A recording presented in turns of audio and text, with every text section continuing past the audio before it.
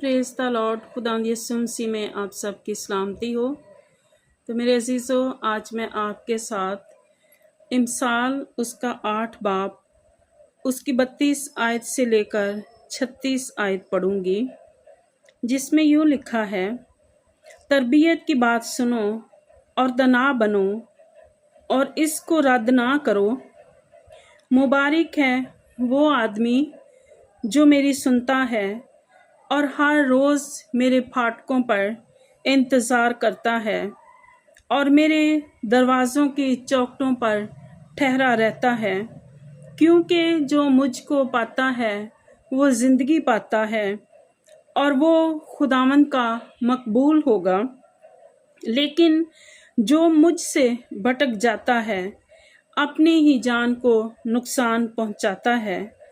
मुझसे अदावत रखने वाले मौत से मोहब्बत रखते हैं। आमीन। तो मेरे अजीज़ों, इसी में हम दो लोगों के बारे में पढ़ते हैं।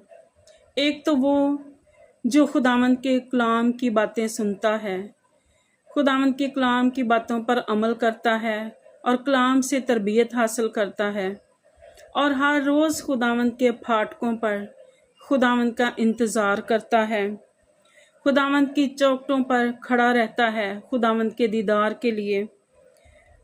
और कलाम मुकद्दस में लिखा है 35 आयत में कि जो खुदावंद को पा लेता है वो ज़िंदगी पाता है और वो खुदावंद का मकबूल होगा।